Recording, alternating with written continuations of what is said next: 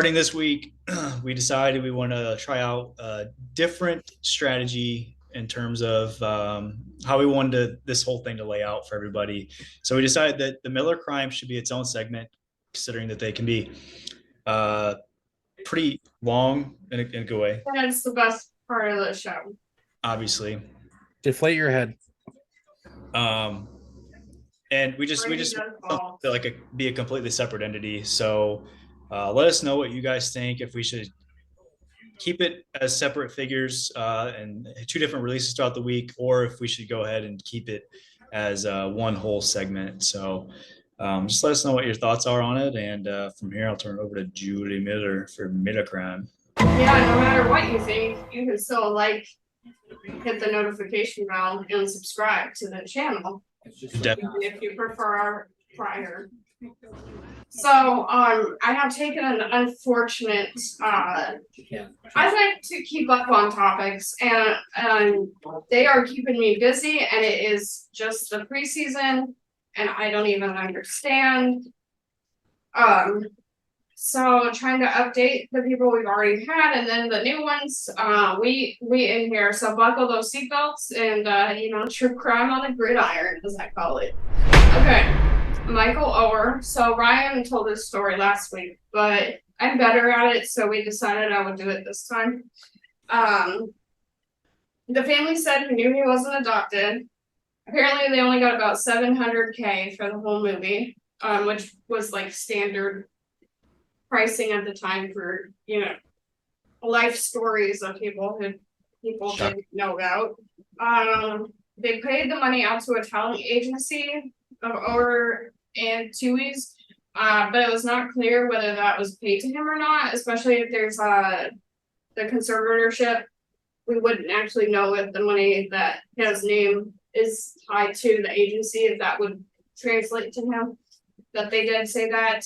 And they are saying that the movie is verifiably authentic, which I just find super ironic.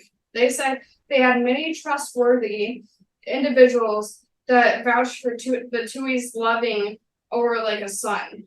As if that is the only problem in this entire movie, is how the Tui's loved Oher. Like, there isn't tons of other issues. And who are these sources? Can they vouch for the other parts that Oher doesn't like or that don't seem consistent? How on earth can you say that you can verifiably authenticate someone else's story when you weren't there and you only have so many people there for certain chunks of it who probably are friends with the Tui's? Like, I have anyway. You know how much they made on the book? No, there hasn't been any talk about the book, actually. What this all stems from. So yeah, it's interesting. They didn't mention any sort of profits from it. Don't know why. I'll look into that. Stay tuned next week. Yep. Well, I'm sure I'll have an update because people keep me busy on this segment. So Henry Ruggs, he was booked in the prison this week, High Desert Prison in Nevada, on Tuesday. As you will find out, Tuesday was the D-Day for all true crime, basically, this last week. I don't know if the moon was shining a certain way or whatever. Stars aligned. Anyway, so he's beginning his 3 to 10 year sentence right away. So Robert Quinn, if y'all remember, he was the one who ran his car into like 3 or 4 other cars and then assaulted a woman, in August, I believe it was the 15th. There is not good reporting on this. I just need people to be a little bit more clear for me. But apparently, so he was arrested last Friday and then had a bond hearing and then was released. But for some reason, according to a local news channel in Somerville, he turned himself back in this Wednesday and is awaiting another bond hearing. So, yes. And a little detail that I think I might have left out last week was that he was possibly drinking. They had a partial bottle of Crown Royal apple whiskey on the passenger side floorboards of his truck. So there was that. Because we were wondering why, and that's a good answer. So the woman, we did learn a little bit more about him laying hands on the lady, allegedly. So he offered to buy her a beer, and he offered to buy her new cars because he hit 2 of her cars in the driveway. He offered a complimentary ride to the dealership for them to go buy these cars. And she told him to get off his property, so then he laid hands, allegedly. Yeah, she didn't want the beer or the cars. So facing 7 charges, all misdemeanors, and notably, he was previously arrested in 2012 for a single car crash, which means he hit something with his car, but not another car or person. He had a DWI and was driving without insurance in Florida. So as they say, the best indication of later behavior is prior. And once you do something once, it's the beginning of a pattern. So not surprising. Jimmy Graham, he returned to practice on Wednesday. So Dennis Allen did a report on Tuesday saying he shouldn't miss that much time because of this thing. And he wasn't going to get into specifics about what the medical episode was, but that he should be back at it. So that's about what we have there. Good to hear though, he is back in practice. So Jamar Chase received the temporary restraining order, and there's going to be a hearing on September 7th regarding whether it will be permanent or not, and that's against his baby mama possibly, but she won't let him do any DNA tests to confirm that or not. He's lying on him, saying he hit her, he doesn't take showers, all those little lovely things. And so they have a temporary one. She can't be within 100 feet of him and his mom. A permanent is not actually permanent. It's only like a year or 2, but it will like solidify the restraining order. Temporaries are handed out like candy, but usually only last like a few weeks. So, and Antonio Armstrong Jr., our parenticide candidate from last week who killed both his parents, is actually suing the Houston PD. To which I say, what? Calm down, O.J. Simpson, allegedly, because he's accusing them of planting the evidence days before the 3rd trial to try to secure a false conviction.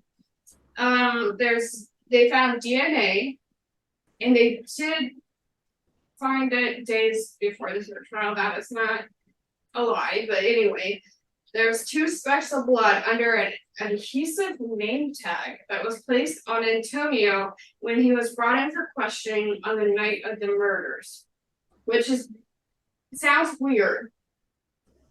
I don't know why they just found it. I don't know what they can really prove with that. But he's saying it's planted. So, and it was a focal point of the 3rd trial, so it was pretty significant. And the Houston PD has had a history of fabricating evidence. So, I mean, he's obviously trying everything. It doesn't look great for Houston. The timing doesn't look great, but this is probably just another grab for, any chance he has to like see the light of day ever again. So that's where we're at there. Feels like a Hail Mary attempt for sure. Yeah, that's exactly, and I get it. And his defense lawyers are doing what they're supposed to do, but it's not hitting right. It doesn't sound good. It doesn't make him look good. And to continue to bring up his poor brother who spiraling after the death, like as if he's the one who did it, like it's just, there's no class in this whole situation. But he is someone who killed his parents, so I guess that's sort of to be expected. Anyways, so those are all of our updates from prior stories. We have more though, because again, they like to keep me busy. So Titans cornerback Caleb Farley, his dad was killed in a housing explosion on Tuesday, thought to be caused by an accumulation of gas that came into contact with an ignition source in a bedroom. And Someone else in the home said it smelled like onions, which I guess is supposed to speak to the weird smell that gas has. The family friend Christian Rogers was there and he was able to exit the home on his own. He said he didn't know that Caleb Farley's dad, Robert, was there. He had a concussion, survivor's guilt, and a displaced shoulder. So we'll be hearing more about that, but I have questions, mostly the accumulation of gas that came into contact with the ignition. Source in a bedroom. I don't know, maybe I watched too much true crime, but this sounds like something that'll end up on an episode of 2020 down the road. Okay. So something was a light switch being turned on. Yeah, Gas in the air. Like it's in the air, I don't know. So because there's like switches that are explosion proof, basically, and as well. So yeah. Likely just a mistake, but I've watched too many shows to believe it's always a mistake. So we'll see that. Our thoughts are with Robert Farley, Caleb, and the family friend who that would be really tough to be in that scenario. All the health implications, but then also like the survivor's guilt. So that's that. So we were talking about the whole gambling unfairness in the past, the rules and how we need to update those. So Ryan, I know you're watching the game.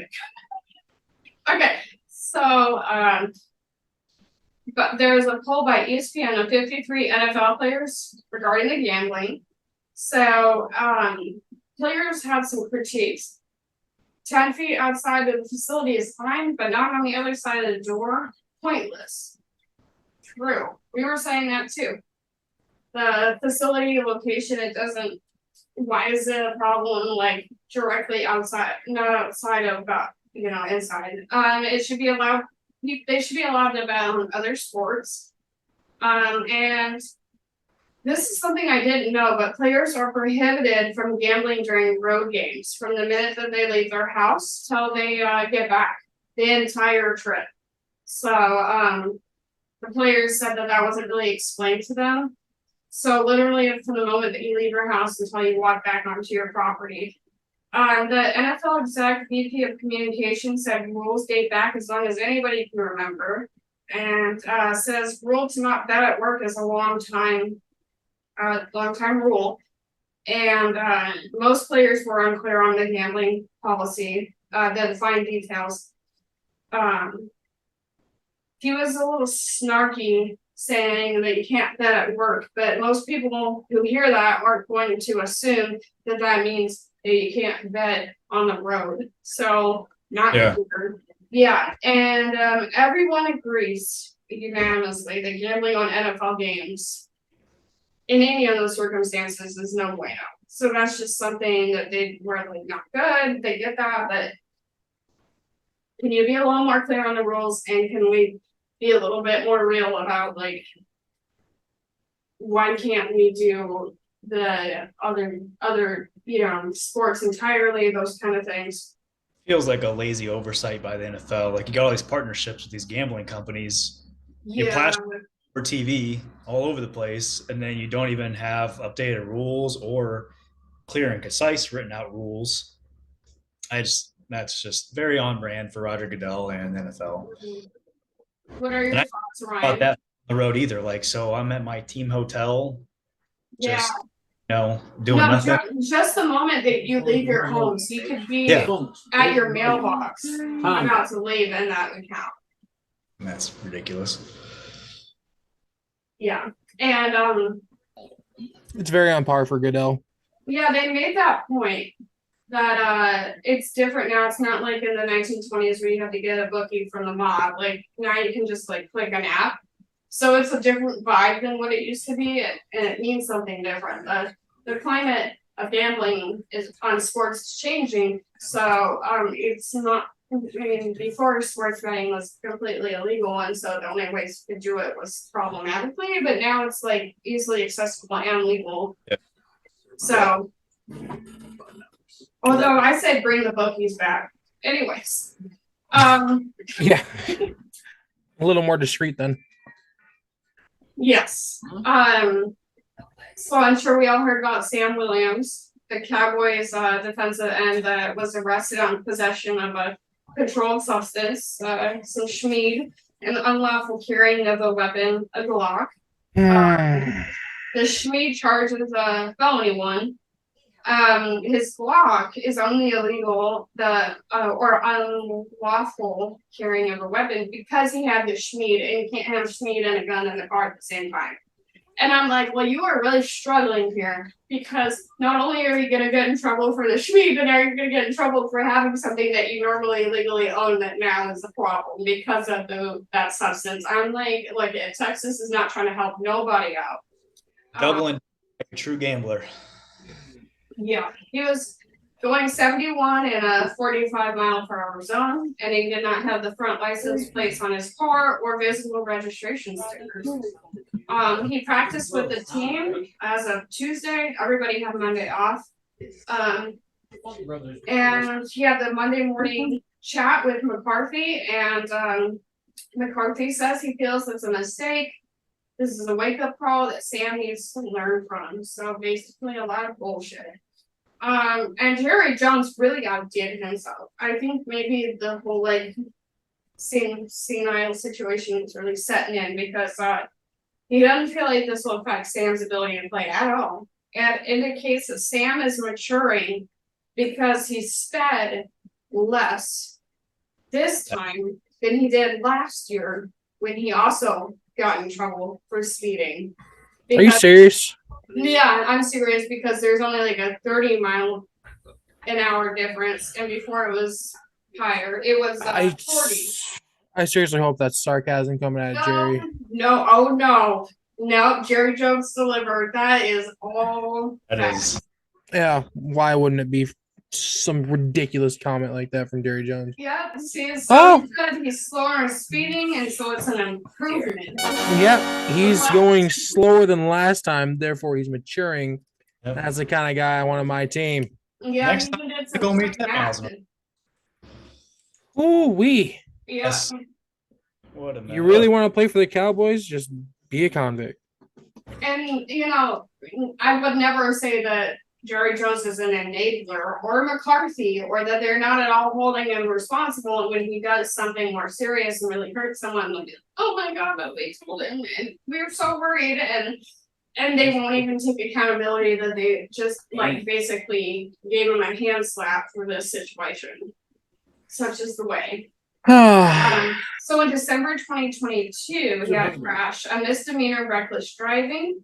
He was going 98 and a 55, weaving between the cars. He hit another car, totaled his car in a crash, and both drivers were hospitalized but had no serious injuries. He had a concussion, neck strain, and scratches on his face. And he was suspended in 2020 for 2 months at Ole Miss after being charged with sexual battery charges.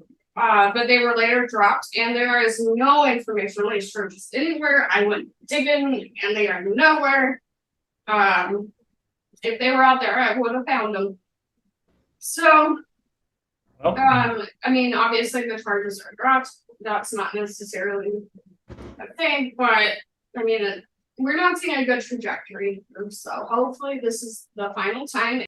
So Antonio Brown has another warrant for his arrest after not paying child support again for the second time this year.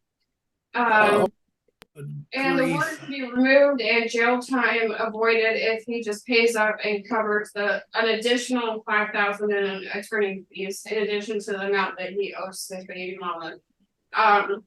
He pays her $15,000 a month, which seems kind of wild to me. I know it is based on income, but the average child support in the country is $400 and $430, and we got people complaining about the pennies that they spend now on the, she's doing I don't want to pay this much money. And Antonio Brown's dipping out 15K every single month. I'm like, wow, that is a lot.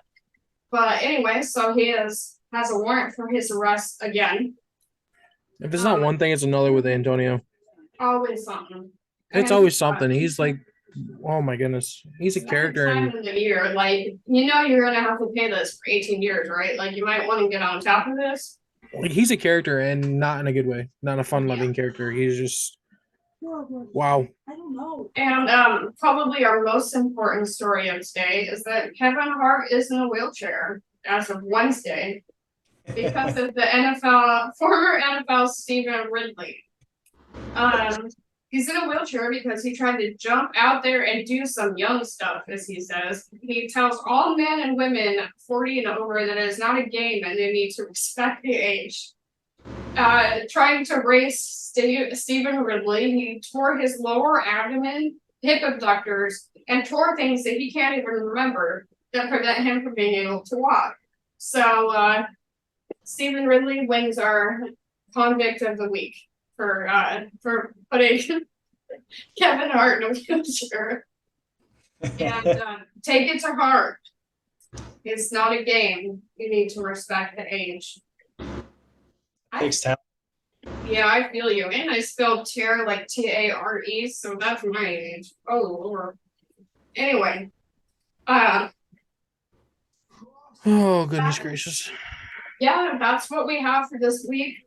I don't even have time to go into history for some of our for example, the NFL has multiple serial killers in it, and some other serial behaviors, just some really like thought-provoking stuff. And I can't even get to that because y'all won't calm down long enough for me to talk about it. It needs a lot. Couple weeks. Let Julie catch up. I mean, honestly, and these updates are killing me because they just can't sit down. Like Antonio Jr. Just like give it up, okay? They've not planted evidence on you. You are not O.J. Simpson, allegedly. Oh, the blood doesn't fit. The planted evidence, like that ain't you, bro. Sorry. When I bleed, I don't bleed that big of a droplet. It's not mine. I mean, I'm like, I have questions. 1944. So anyway, hopefully everyone will behave this week. I know they won't, and we'll have more for later. They keep us going, Julie. They keep me busy. They keep me. You know what? We hate you guys being so bad and terrible out there, but keep doing what you're doing because you give us something to talk about. So Yeah. Thank you. You're help paying my bills, sir. Absolutely. Sir, ma'ams, children. Yeah, some ma'ams, no ma'ams got that. Keep it going. I do love, I have my Homicide Bride series before, and there are some wild ladies out there. We may at some point actually be able to discuss some of the greatest stories of all time, but maybe we'll have to wait for the off season to do that. Oh, goodness. So that is a culmination of our true crime segment. And we will see everyone next week for to get your tailgate updated.